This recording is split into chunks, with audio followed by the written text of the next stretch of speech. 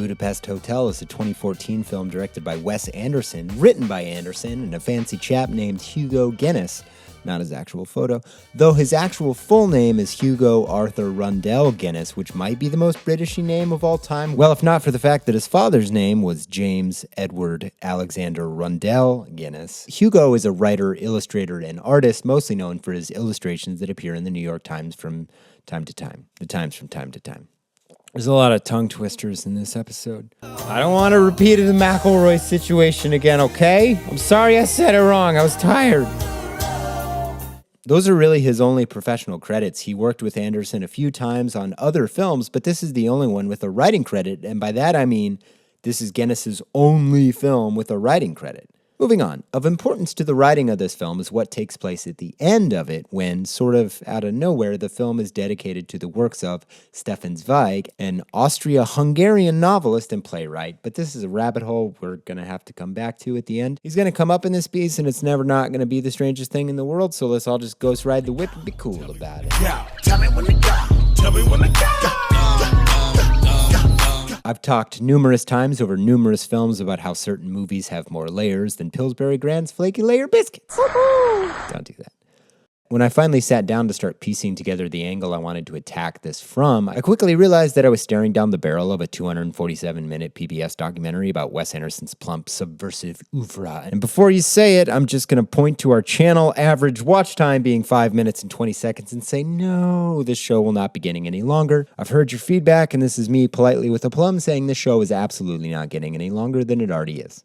Grand Budapest is a dense movie, and it's dense in like 40 directions, so I'm merely running through the aspects of it that hang together the best from the view atop my opulent treetop estate and attempt to offer you the most depth for your inside dollars. And here we go. Oops, that was the last movie, sorry. Let's talk aspect ratios. This film is presented in 3 completely different aspect ratios, much like Galaxy Quest before it. It starts in 185:1, mimicking the more modern aspect ratio of a 16:9 television, in a mostly presentish timeline and bonus points for immediately flashing back to 1985. Get it? It's aspect ratio humor, the best kind of humor. It jumps into the 1960s, which is all presented in 2.35:1, or CinemaScope, the best of all aspect ratios. Itself popularized to great effect in the 1960s and shit like Lawrence of Arabia and the film where Spartacus isn't the only Spartacus. As it dives somehow deeper, the majority of the film takes place in 1.37:1, which is essentially 4:3 or what TVs used to look like. And that is a hell of a thing to try and pull off because movies are just not shot in this aspect ratio, which is a breath of fresh air because, hot damn, dude.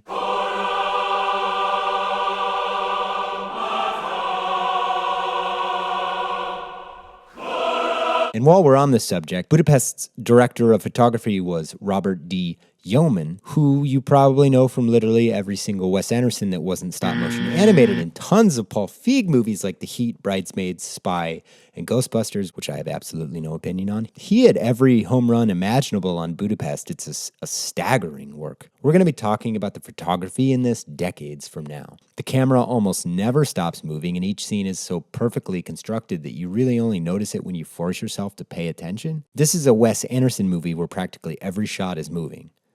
Just soak on that one. Back to those aspect ratios, because they are all of the ones you're familiar with in your life. Old TV, new TV, cinema. That's not an accident, it's just a representation of time period. Which is one hell of a grandiose segue to the unreliable narrator. Me, I'm gonna have to try to distill down this whimsical farce ultimately about depression and loneliness to the best of my ability. This is not as simple as it sounds. Okay. Wes Anderson has always been known for a certain level of whimsy with his films. Sometimes he uses whimsy like a weapon, Life Aquatic, Darjeeling, etc., where bad things happen in spite of the tone of the film constantly. But they feel jarring when used purposely for that effect. Here, everything just strikes this perfect balance of whimsy and brilliance that strings you along. And this is one of the highest compliments I'm capable of. It's like one of the absolute best episodes of Pushing Daisy's 2-season run. And if you haven't seen that Brian Fuller masterpiece, get on it. Grand Budapest is in a constant state of peak Wes Anderson, but it's also the least Wes Anderson thing of all time? Yeah, I don't know either. It's a bit of a reach to say this, but I could tell he felt this one. Killing the kid in Darjeeling was just a left field curveball of, I fucked up this metaphor, why would you throw a curveball from left field? But you know what I mean. It wasn't really earned, it was just to shake up the status quo. But at the end of this film, having been confronted with Mr. Mustafa's story, we realize that Zero's narrative is ultimately one of pathos and regret, despite its relatively jovial construction. Putting that in a different way, this movie is completely different the second time you watch it versus the first time you watch it. Because none of the goofiness feels as goofy once we know that it was simply a defense mechanism by one of 67 unreliable narrators. The whimsy of Wes Anderson feels much more useful once we know that Mustafa has lost all of the magic in his life as it had died. Nor did my darling Agatha. She and our infant son would be killed 2 years later by the Prussian grippe. Including his magnificent hotel. What happened in the end? In the end, they shot him. So it all went to me. An inheritance that has no meaning and is a really crappy consolation gift to, love and stuff. But did you know? Had to throw this in real quick because it was so bloody cool. Tony Revolori, who plays Zero, aka Mr. Mustafa, the impeccable mustache, is playing Flash Thompson in the upcoming Spider-Man Homecoming film, and now I'm 1,000% more on board than the 1,000% I was already on board. So that's like a lot of on board. I'm nesting this piece like the film, and that's starting to mess with me because I'm losing track of which level of discussion I was on. This movie is starting to overwhelm me because I kind of don't understand how a human being like you or I made something of such infinite fractal-like complexity.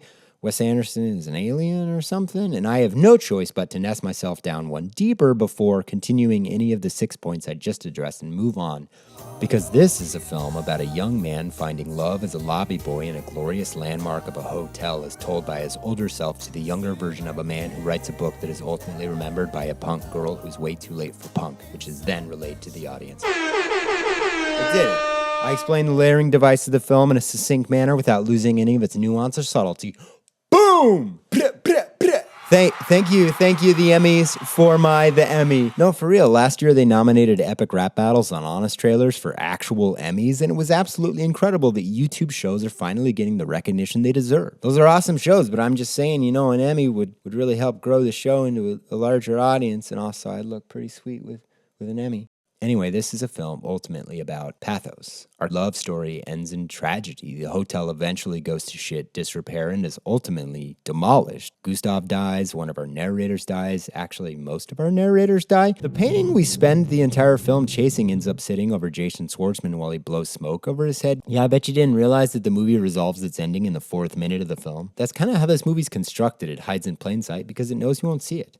Which is also why it's so much different the second time. But you do see it because if this movie is about anything, it's about framing. I'm sure this comes up a lot. I really don't know either way because I've read exactly 0 things people have to say about this film, but I'm sure this has come up. This movie has a downright strange obsession with frames, whether framing elements within the cinematic frame, chasing literal frames throughout the picture's runtime using narrative framing devices, framing people for crimes within the narrative, looking out over the vast story you're about to tell through a pair of bespeckled frames. Hell, the whole film has a frame around it because of the aspect ratio juggling that I was talking about earlier. Hashtag frame life. Hashtag frame me to you. Hashtag frames Taylor. Hashtag you've only yourself to frame. It's a lot of frames. While on the surface, it's pretty easy to see that you're watching a Wes Anderson movie from moment one. I wanted to take a moment to point out just how far Wes Anderson has come as a filmmaker. This is a ride and you are simply along for it. There's so many little touches too, like the scene where Adrian Brody is involved in a foot chase, making elegant use of tracking shots, but if you pay attention, the POV shots from his perspective are actually Steadicam shots, which if you consider that you're watching a Wes Anderson movie, it becomes a lot more obvious how far he's come as a filmmaker.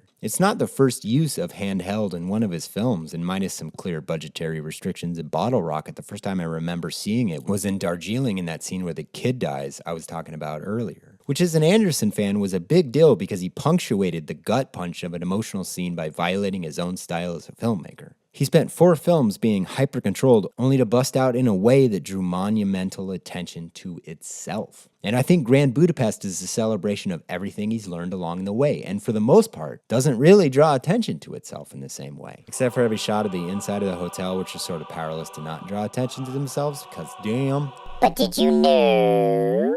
That hotel is a real place. Well, sort of. They bought the Gorlitz Warenhaus department store in Gorlitz, Germany, and turned it into the various versions of the Grand Budapest lobby. They even turned the upstairs offices into the film's actual production offices, which is pretty cool.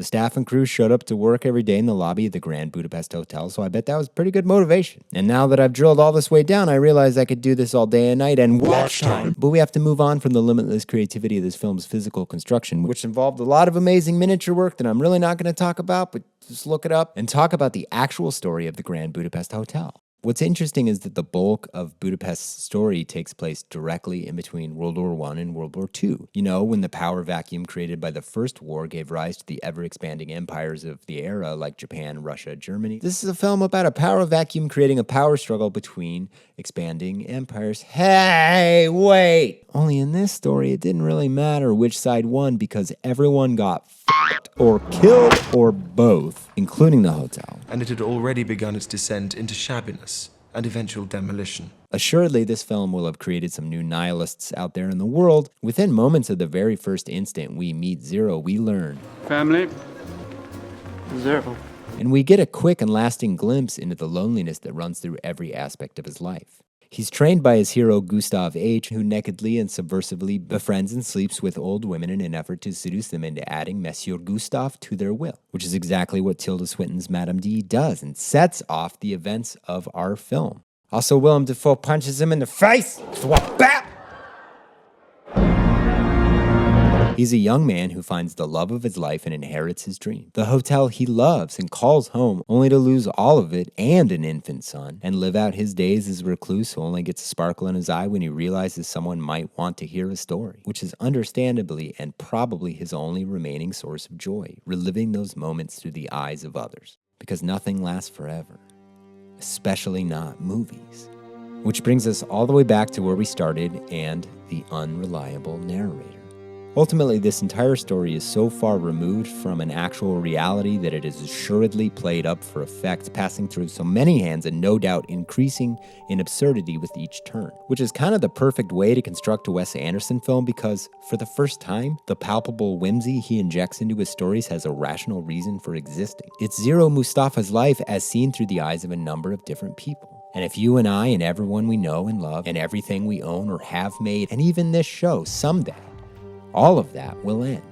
Zero has lived a life of pain, but for one fleeting moment of time, he was happy. Especially in this particular story, it's not about the ending. In a lot of ways, it's about reliving the middle as often as you can. I've watched this movie 4 times in the last 3 days because it somehow managed to wriggle inside of me so very deeply. And I wanted to do something different with this episode. I wanted to make something that starts and ends in the same place that has different meaning if and when you rewatch it a second time.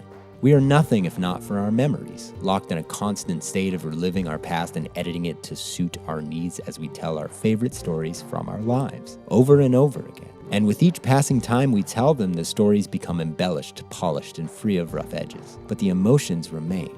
If anything, our emotional story is the one that never gets embellished because you don't generally have to play up tragedy. If anything, a lot of the information of bad things happening or having happened is delivered quite matter-of-factly in this film. But it still hits like a ton of bricks when it wants to. So why not be a nihilist in the face of this? If you risk your life to achieve dreams of love and family and it's all taken from you way too early, how do we not just lay down and surrender ourselves to whatever would shuffle us from this mortal coil with least resistance? My life was still governed in some odd way by the idea that everything was only temporary. Who said that? Well, the man this film is dedicated to, Stefan Zweig. Because nothing lasts forever. But art is almost immortal because you can choose to experience it again and again.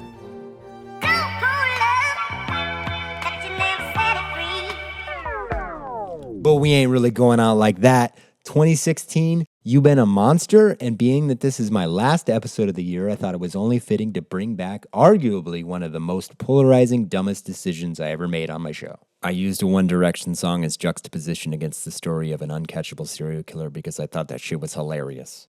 And when creating this ending, it occurred to me how much more these lyrics hold up against the film in this year, so I recorded the whole thing.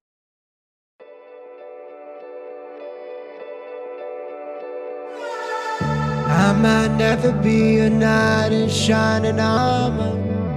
I might never be the one you take home to mother. And I might never be the one who brings you flowers. But I can be the one tonight. When I first saw you from across the room, I could tell that you were curious. Oh yeah, girl, I hope you're sure what you're looking for. Cause I'm not good at making promises. But if you like cars and travel up in hotel rooms, and if you like having secret little rendezvous, and if you like to do the things you know that we shouldn't do, baby, I'm perfect. Baby, I'm perfect for you. And if you like midnight driving with the windows down, and if you like going places we can't even pronounce, and if you like to do whatever you've been dreaming about, baby, you're perfect. Baby, you're perfect. So let's start right now.